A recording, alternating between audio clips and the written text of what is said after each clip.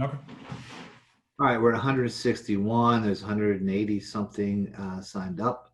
It's 4:01, so let's get started. Now, most of the participants have heard throughout the day. Leave the chat box for us to communicate. The attendees should be using the Q&A. If time permits, at the end, we'll answer questions. Sounds like it may not. Also, there will be a poll question somewhere during the middle to make sure everyone is paying attention. So we'll break out for the poll question. So I'd like to thank our friends from McManaman, Scotland, and Bowman for. Oh, wait a minute. We have three firms, and we have the New Jersey. We have Eric Tomaszewski.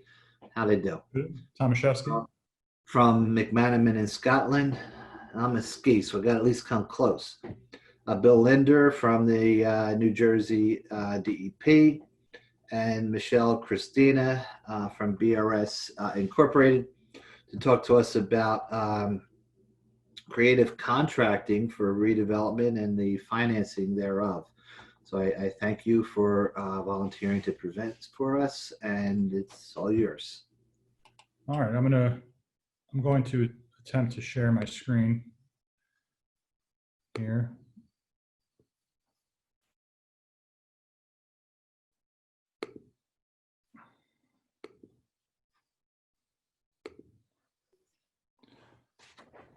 Hopefully, is that everyone that's seeing that?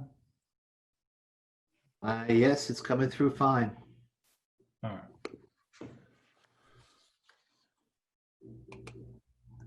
Okay. Thank you so much for joining us this afternoon. My name is Eric Tomaszewski. I'm a partner at McManaman, Scotland and Bowman in Roseland.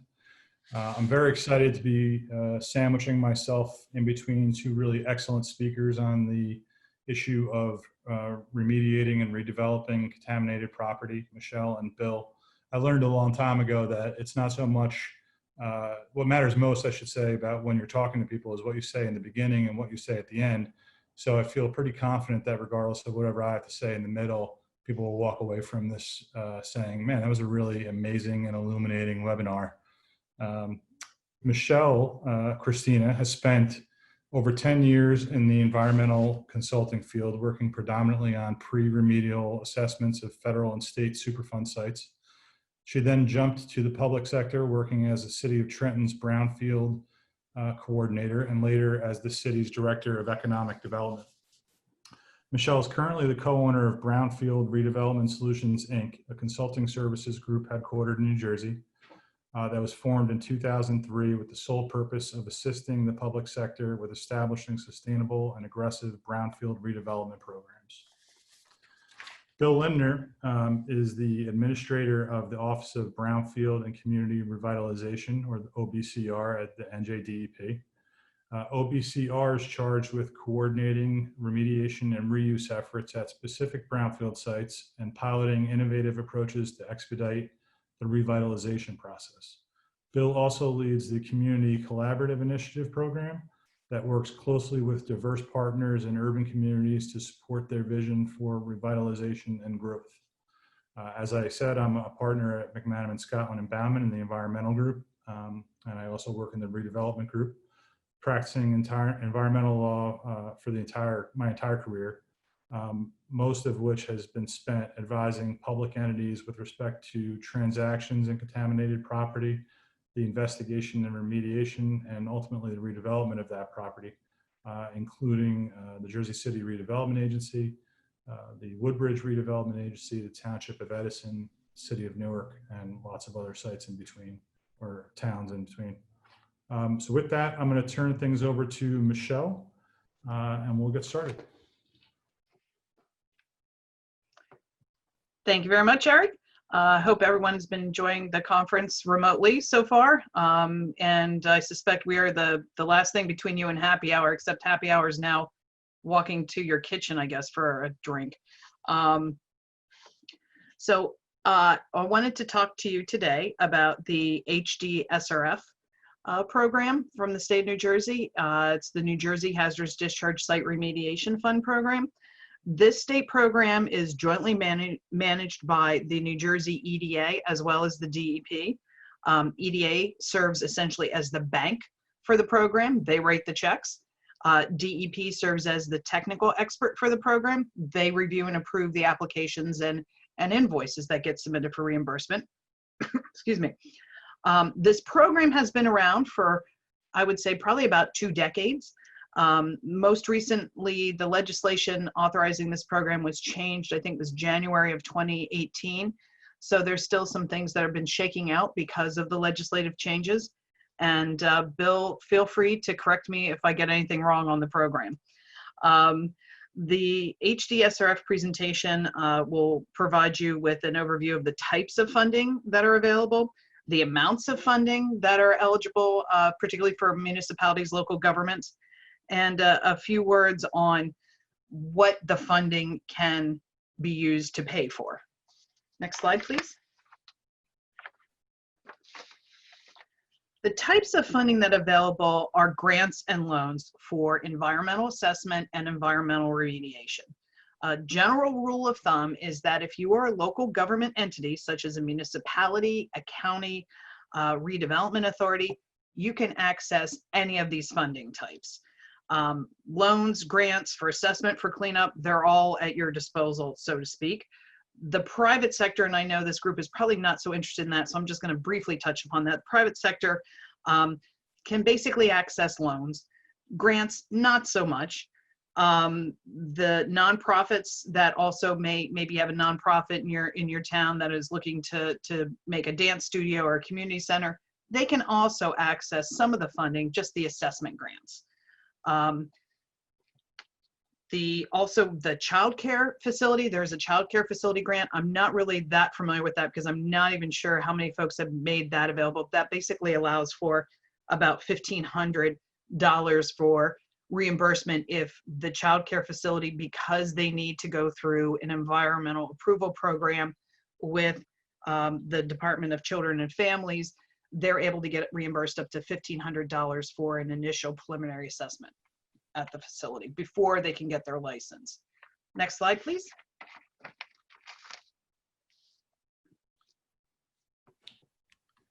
Sure.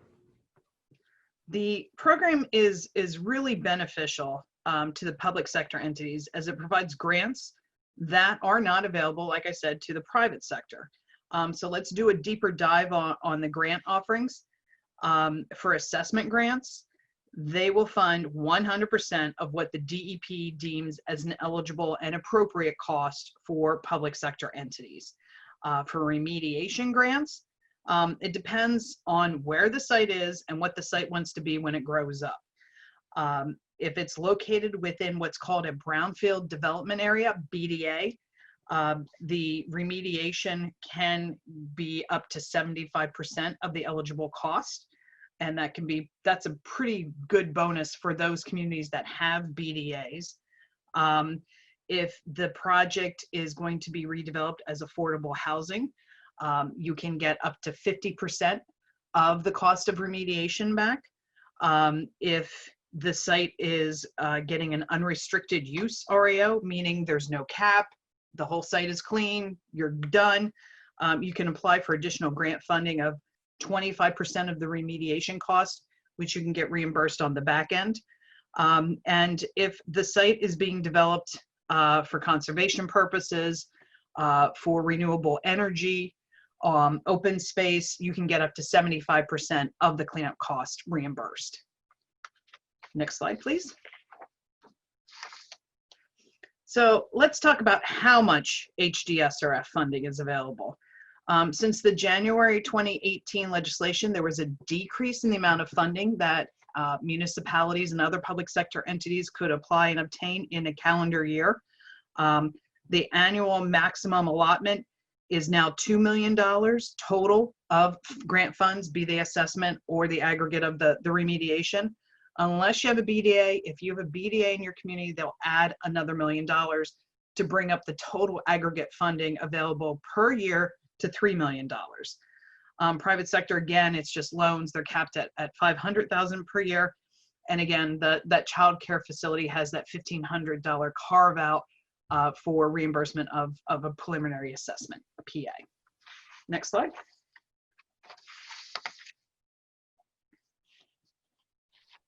Okay, so some things that are kind of important to know if you're going to be making application to the HDSRF program.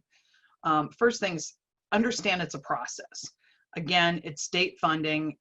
Don't have to tell you guys that public sector funding, there's a lot of checks and balances involved. This is no exception. First, the application's reviewed by the DEP for, again, the cost being appropriate and eligible for the cleanup. So they get into both a technical review as well as a cost check review, so to speak. And then once they approve that and determine what amount they feel is eligible, they kick that over to EDA. There's a whole process with EDA. You have to make sure that you have your state tax clearance certificate submitted. EDA has a big process. These actually go in front of their monthly board meeting for authorization. So that, again, is a whole process to make sure it gets on the docket. You pay your $500 application fee, et cetera, et cetera. And then after EDA, their board votes on it, there's the governor's veto period, and then they'll send you the closing documents. Those have to be completed. There's documentation that has to be associated with that. And then it goes back to EDA, and then eventually you get your money. So again, this is a process. There's several eligibility criteria. I'm only going to touch upon a few things here. If you're looking to get reimbursed for expenses that you've already incurred for the assessment and or the remediation, ideally you make the application prior to beginning the work. If that doesn't work out, and like I said, you're looking for 100% reimbursement of your cost, the date of June 16th, 1993 is your reimbursement look back date. Any costs that you're seeking reimbursement that predate that 93 date, you're not eligible to receive. You have to have an LSRP of record for the site. That's a requirement. They're involved because the DEP wants some level of comfort that the cleanup you're doing is complying with state cleanup requirements. Something that should also be noted is that the applicants are expected to subrogate to the state all rights to recover remediation costs. So if you're working out a negotiation with a redeveloper or the person that was responsible for the contamination, you cannot do anything that blocks DEP's ability to recoup these remediation costs should there be a responsible party involved in the process. So that's just something to kind of an asterisk to note for any sort of negotiated settlements that you're working on in association with the cleanup that you're doing at a site. For private entities, not really an issue here, but just it's kind of interesting that EDA will make sure that if you're a private entity looking for some of the loan funds, you can't have personal assets in excess of $2 million. Next slide, please.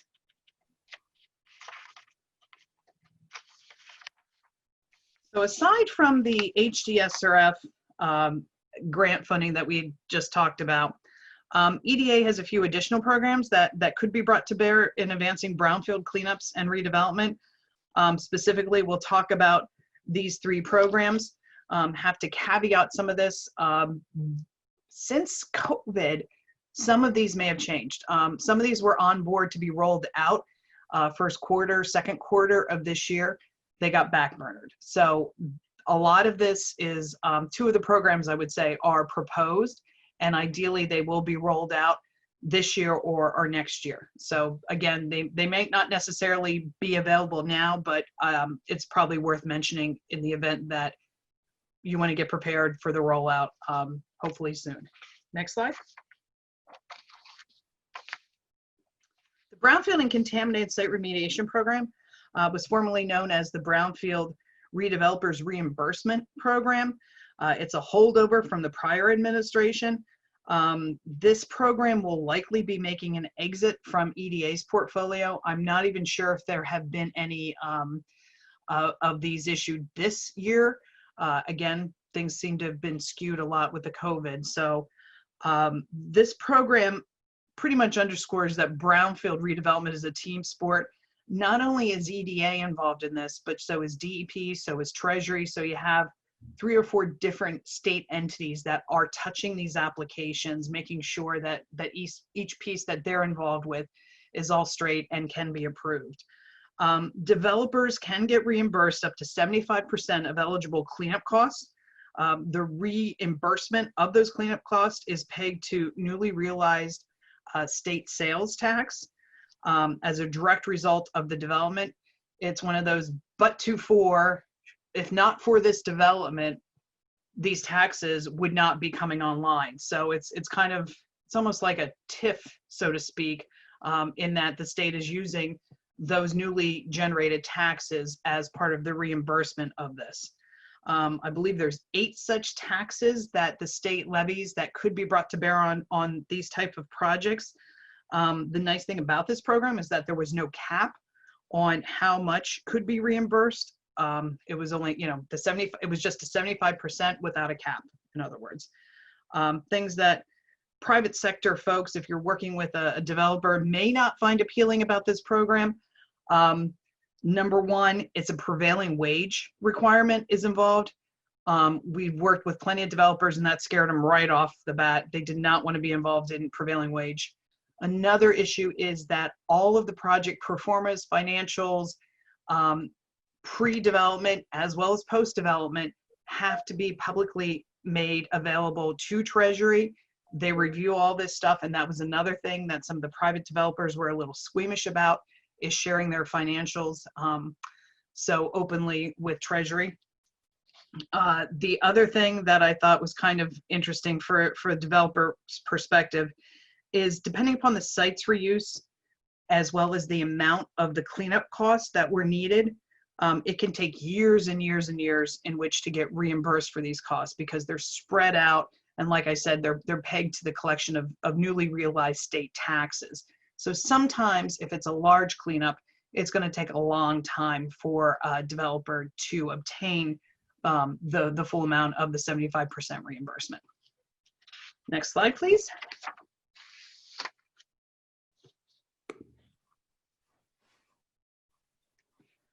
The Brownfield Tax Credit Program is a new initiative. It has not been officially rolled out yet. So this is all subject to change, but as it stood, it was slated to be rolled out to address a garden variety contamination, if you will, that is typically with site soils and groundwater.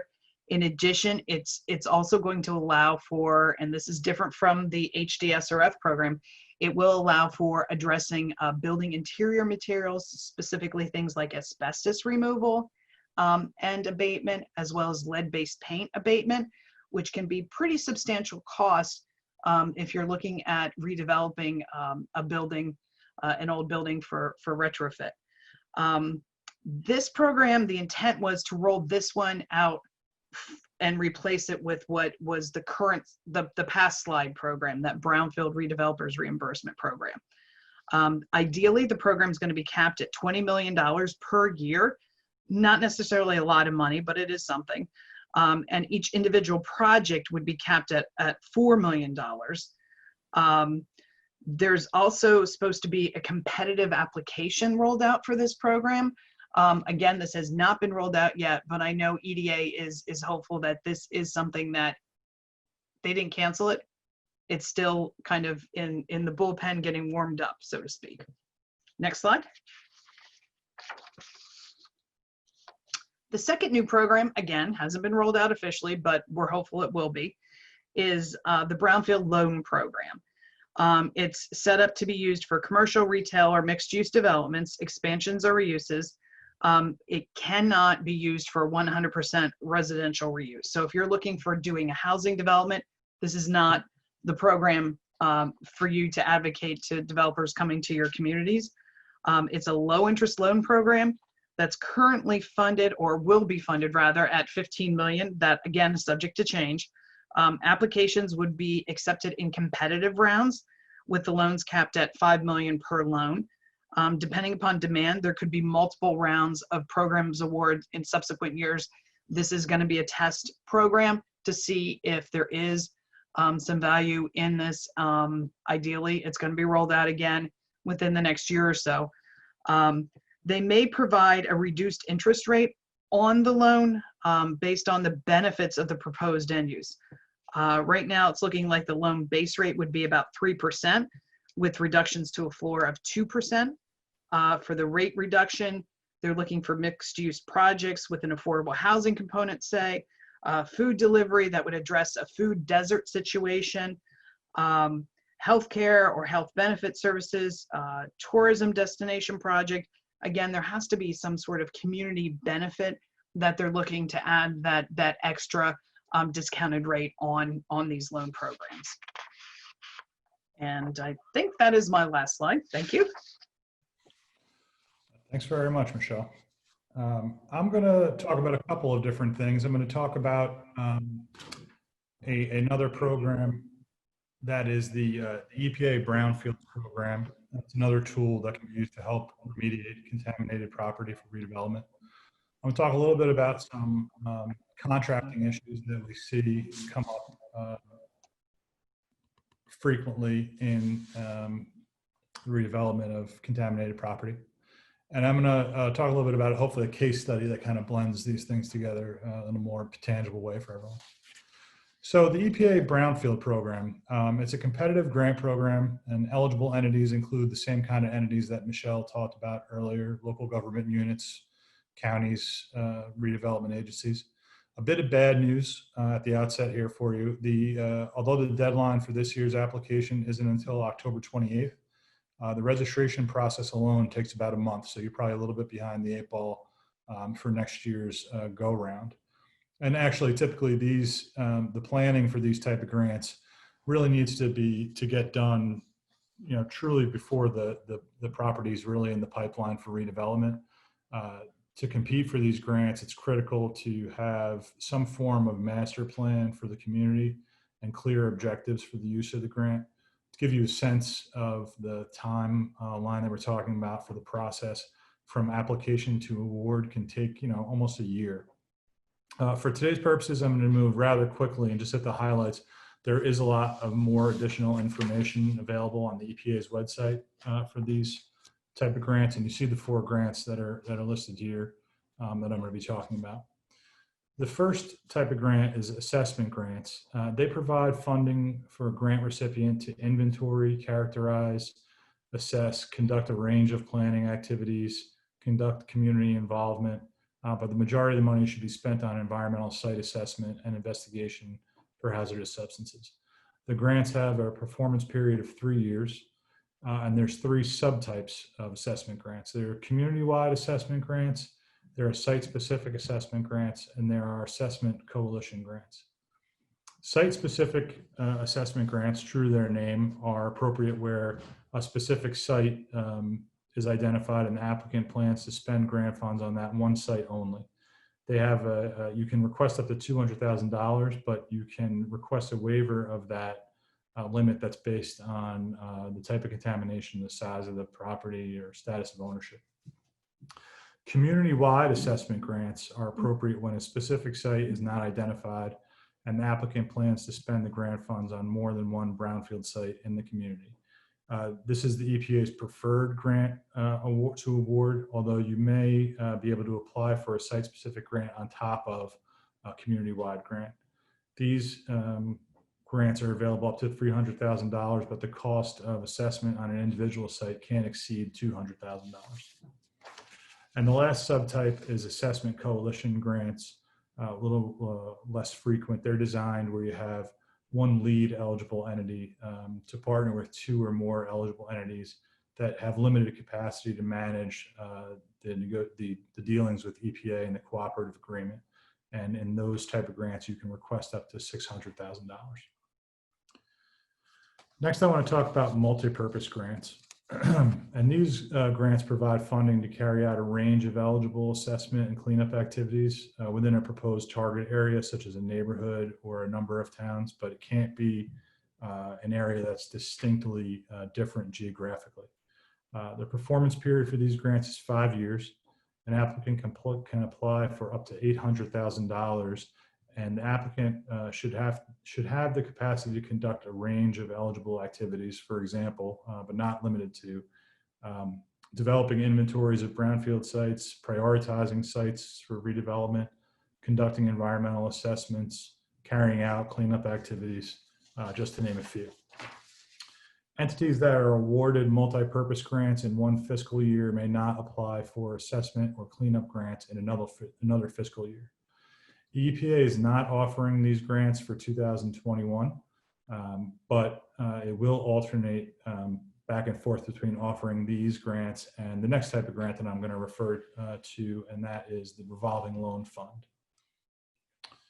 Revolving loan fund grants provide funding for a grant recipient to capitalize a revolving loan fund and to provide sub-awards to other entities, including private redevelopers, to carry out cleanup activities at brownfield sites. When loans are repaid, the loan amount is returned into the fund and relent to other borrowers, providing an ongoing source of capital within a community. The RLF grant applicant can apply for up to $1 million to address brownfield sites. And RLF programs are designed to operate for many years, possibly decades. And as such, they require a long-term resource commitments by the RLF grant recipient and reporting to the EPA even after the grant is closed out. The recipients need to have a strong understanding of real estate financing principles and approaches. They need to have the ability to market the RLF program on an ongoing basis, and they need to commit to properly manage the program income that's generated by the RLF program. If we can break for a last type of grant I'm going to talk about is cleanup grants, and these provide funding for eligible entities to carry out cleanup activities at brownfield sites. An applicant must be the sole owner of the site for which it's requesting funding for these grants. Performance period is 3 years, and you may request up to $500,000 to address one brownfield site or multiple sites. The applicant may submit only one cleanup grant proposal each competition cycle, and brownfield sites where you've already received cleanup grants cannot receive additional cleanup grant funding. So that's the EPA grant program under the Brownfields program, I should say. And it's an interesting program, and although I'll reiterate that it does require a great deal of forethought, it is an interesting program from this perspective. If you're familiar with contaminated property, the number of large sites in the state of New Jersey that are large brownfield sites that are suitable for redevelopment is ever decreasing pool. And so we've seen more and more often is the cobbling together of multiple sites to create one larger parcel for redevelopment. So with a little forethought and identification, I think this could be an interesting option for redevelopment entities in the right context. So now I want to talk. We break in for a second for a poll question. Contracting.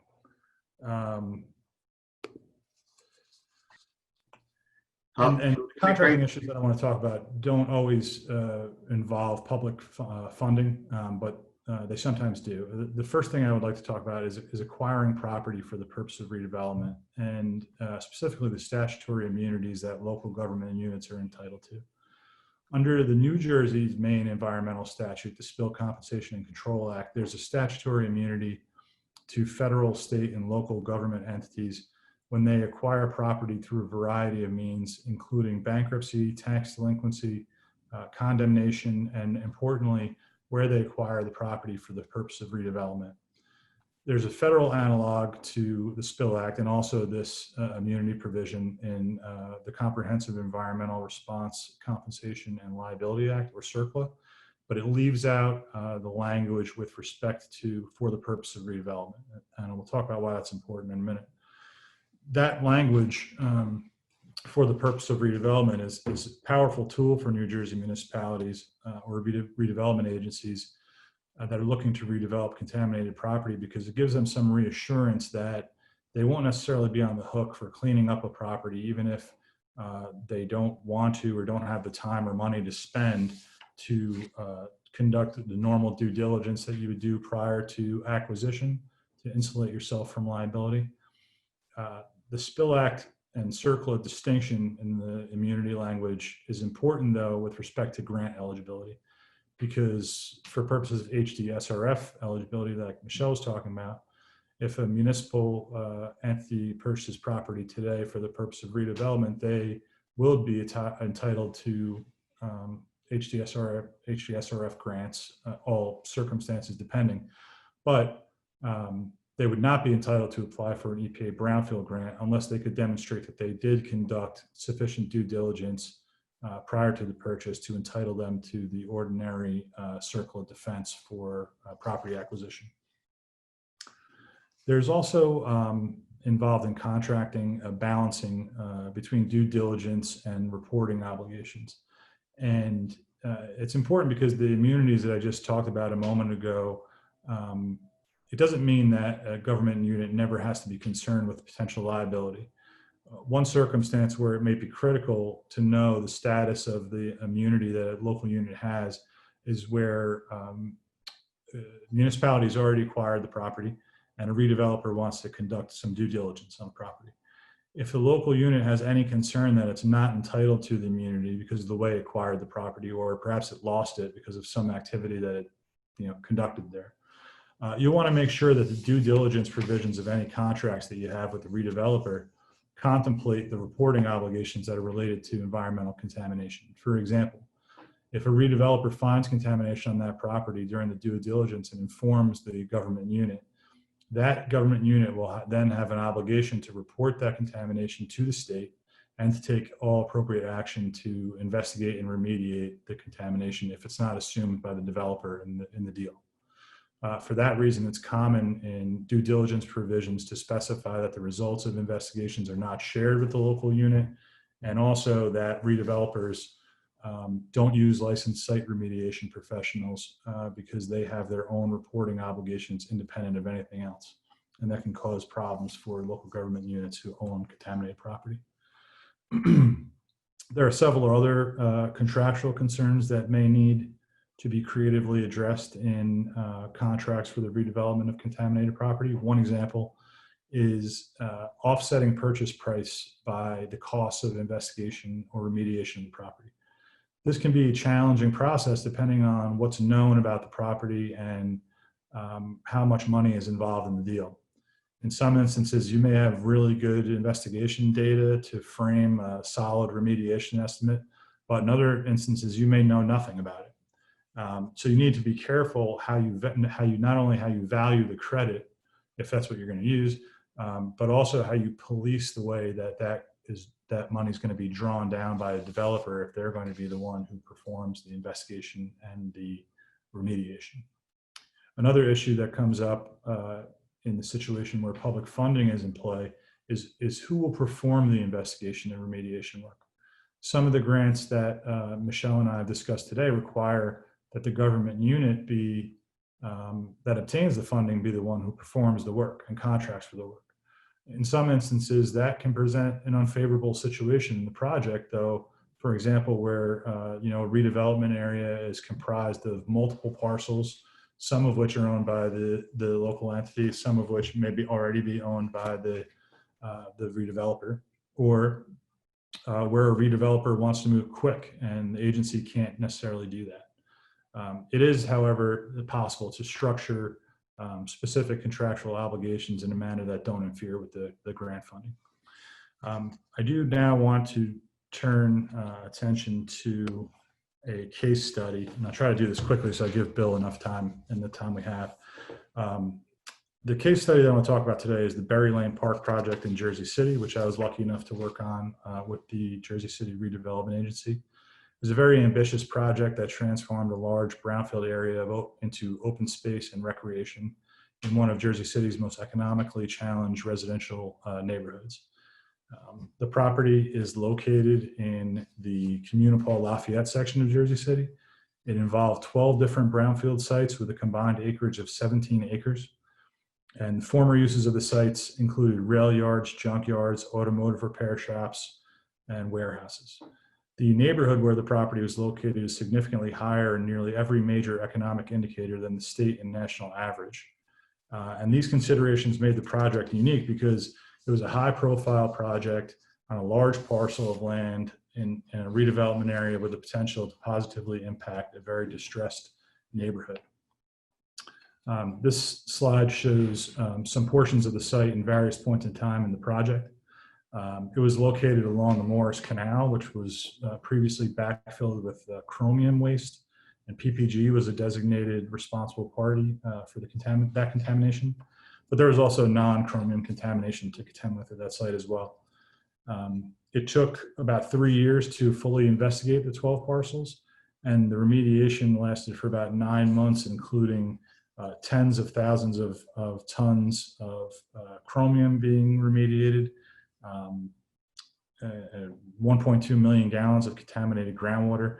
There was over 100,000 tons of clean fill brought into the site to create an interim cap. And ultimately, the full cap design included stormwater detention and infiltration systems that provided a significant benefit to an area that faces significant challenges with stormwater and flooding.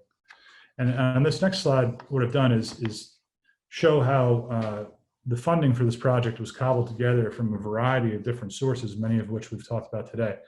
And also you can see, like with the EPA grants, again, it was a number of different parcels that were cobbled together to make this one project. It was about $23.3 million altogether across different grant cycles and awarded to different properties. And it's really a good example of how the different grant programs that Michelle and I have been talking about can come together to really bring a large project to fruition. And then also from a contracting perspective, it was interesting because the parties had to form a public-private partnership where JCRA oversaw the investigation and remediation of the chrome on behalf of PPG, which is somewhat interesting, but it was good because it would have allowed a consolidated approach to the overall strategy for the site, both with respect to investigation and remediation, but also the development of the park, and collaboration was a key there. And then just this last slide is sort of an early on picture of the finished outcome. It has a lot of really interesting open space and green components. And with that, I will turn it over to Bill, and hopefully you can use this time enough.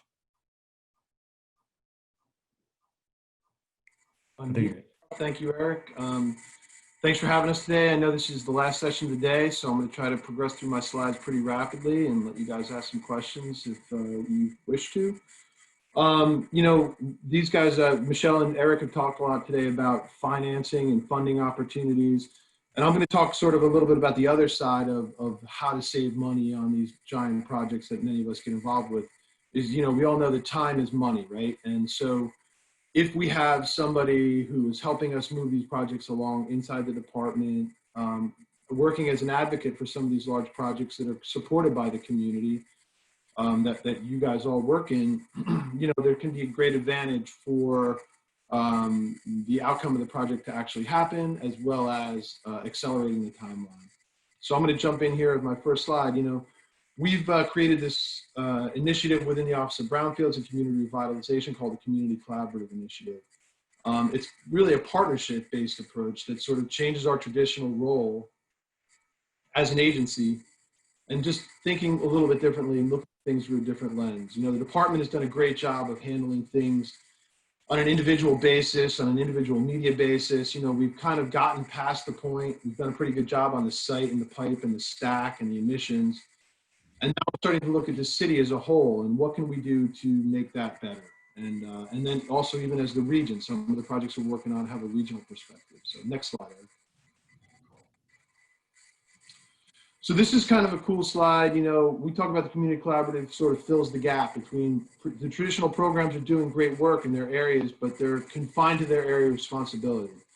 So while a traditional program has a regulatory focus, you know, a media specific focus, and, you know, talks about improving a site, a pipe, or a stack, like I mentioned earlier, our community collaborative sort of broadens the lens, makes it more of a place-based lens, and we think about what's happening in the community.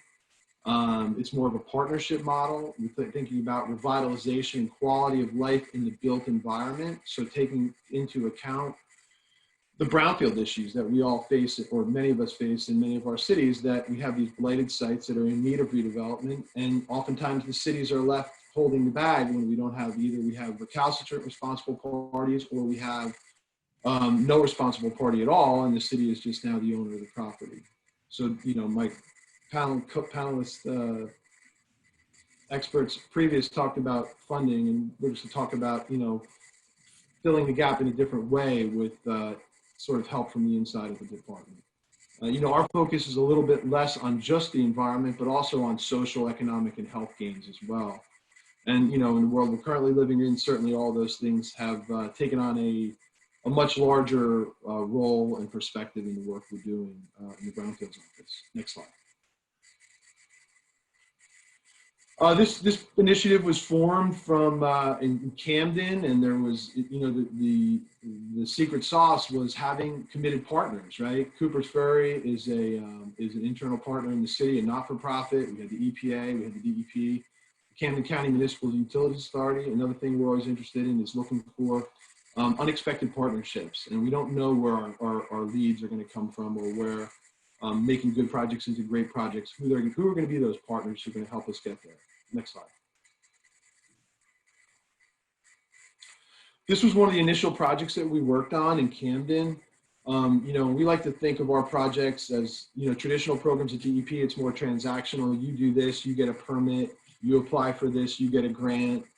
You know, we're looking to do more transformational projects, listening to what the community needs. The specific site that we're looking at here, you know, in a city that, in an area of the city that had 2 Superfund sites and several dozen brownfield sites, the community was interested in having this particular gas station site cleaned up and changed, because it was the gateway to their community.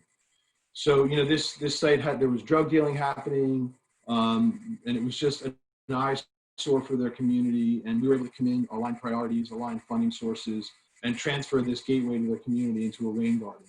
So, you know, we as DEP in our traditional role have often thought, we know what's best for these communities who don't know what we know. But we've learned that by being on the ground and building partnerships on the ground, by embedding an employee in the community, that we really are able to build trust and learn a little bit more about what we should be doing, as opposed to what we think we should be doing. You know, next slide, please.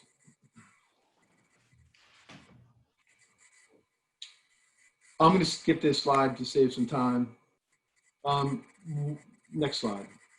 One of the things that is important about the program is having somebody at DEP who's sort of going to take ownership of your projects. And, you know, this program was built out of the Brownfield Development Area program that Michelle referred to earlier. Eric referred to some of the opportunities going to be left for redevelopment in our cities are going to be conglomeration of smaller brownfield sites into large sites. And that's exactly what the Brownfield Development Area program is about. It's conglomerating, you know, what are the redevelopment opportunities for a 5-acre site versus what are the redevelopment opportunities for a 50-acre site when you combine 10 5-acre sites that are oftentimes in the same areas of the city, oftentimes along waterfronts. And, you know, what are the opportunities that occur when we're able to do that? And the Community Collaborative Initiative built upon the Brownfield Development Area program, and it was really born from that. You know, we realized how great the leverage was by being able to redevelop multiple sites at one time and treating those sites, having one remedial investigation completed and having one remedial action for those sites to be cleaned up at all the same time. And then we thought to ourselves, what would be the value and the opportunities awarded to us if we were able to look at the entire city in a similar way? And that was sort of the idea behind the Community Collaborative Initiative was, you know, if we had an employee embedded in the city, working closely with the members of the community, as well as the administration in the city, you know, and understanding what their needs are, what could the outcomes be, and how much greater and bigger could they be. This picture is of a 2-acre park in downtown Trenton, which was basically fenced for about 20 years. You know, once we were able to understand the issues, we were able to come up with a funding gap. There was about a funding gap of $1 million that the Army Corps was willing to put in $10 million, and we were able to put in $1 million. And if you've ever worked with Army Corps before, if you're $1 over 10 million, the project just stops in its tracks. So we were able to find this funding gap and move this particular project forward. the ribbon cutting is imminent. Next slide. Just want to let you know we're within the last 5 minutes. Yep. Thanks. This is a great project that I worked on. I was the community collaborative liaison to the city of Perth Amboy. We worked on this site that was a 6-acre PCB scrapyard across the street from a school. We were able to leverage some additional funding from our Natural Resources Restoration Fund at DEP, as well as the HDSRF fund that Michelle referenced earlier. And we were able to turn this project, right now we're just about to break ground on this project to convert it into a community park, 6-acre community park. You know, this project has a lot of different things that are happening with it, including connectivity to New Jersey Transit. There's private redevelopment happening at the site to the north, which is a 100-acre steel mill site that we were also involved with, helping to get that redeveloper, saving him time through getting the right people in the room for the meetings for permitting issues. We're able to establish green infrastructure into that project, saving money on gray infrastructure issues. So there's just a lot of time equals money possibilities with the program that we're trying to do. Next slide. You know, the CCI aligns with a lot of the issues that the governor has been working on. Many of you may have heard recently last week that the environmental justice bill was recently signed into law. We are working closely with the environmental justice office, and the cities that we work in are all environmental justice, meet many of the criteria for the environmental justice law. But it also talks about, you know, Executive Order 23, partnering with environmental justice community. Economic development, we're very interested in working in opportunity zones, and certainly in the governor's economic master plan, investing in communities and brownfields and making government work better, and the EPA's community-driven approach. Next slide, please. These are the cities that we're currently working in. In 2012, we started out in Camden. In 2015, we expanded to Trenton and Perth Amboy. In 2017, we expanded to the city of Bayonne. And in 2019, due to a groundbreaking partnership with our friends at the Economic Development Authority, we were able to expand the program through funding from them to 8 new cities, which I'll try to rattle them off, is Bridgeton, Vineland, Millville, Hallsborough, Salem in the south, and also Jersey City, Newark, and Patterson in the north. Next slide, please.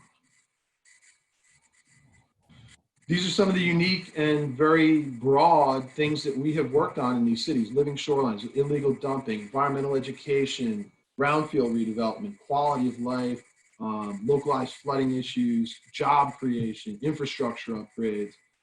So this is the diverse, the breadth of the program that we're working in. And, you know, we're also trying to make connections for the community and for the redevelopers to other government agencies or our federal partners at EPA.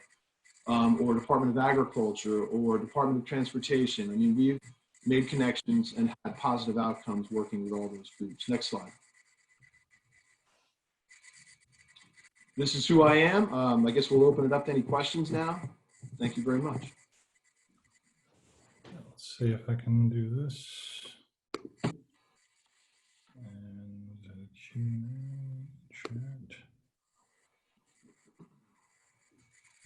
There is a question in the question and answer box.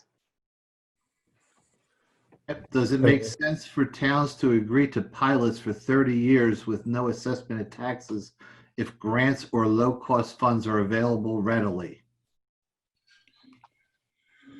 Well, I can speak a little bit about this. I mean, the grants that we're talking about are not often sufficient to cover the entire cost of projects, and they're often, I would say, a small piece of the overall financing for projects. The HDSRF program grants that Michelle talked about, for site assessment, you can get 100% recovery of what you spend for assessment investigation, but for remediation, the restrictions on what you can recover, both with respect to the end use of the project being specific to certain limited uses and also the percentages, there's obviously significant gaps involved. And we're only talking about site remediation. These are not they don't encompass all other land use issues and development issues that sort of go far beyond and are probably, in the grand scheme of things, much more expensive than the things that we're talking about today. But these types of funding mechanisms and initiatives like bills can nevertheless be obstacles to making a project look doable, for lack of a better word, and this is why these things are important. But I wouldn't say, I'm sure some of my colleagues at my firm could speak about pilots for several hours on a presentation. I won't presume to know everything about those. Okay. All right. We are out of time and there's no other questions. So I want to thank you guys for giving an excellent presentation. Very much appreciated. And for those in attendance, I will see you guys tomorrow morning, bright and early, for Breakfast with Bill to do some journal entries. Exciting stuff. All right. I'll Thank you see very much, you. everyone. Thank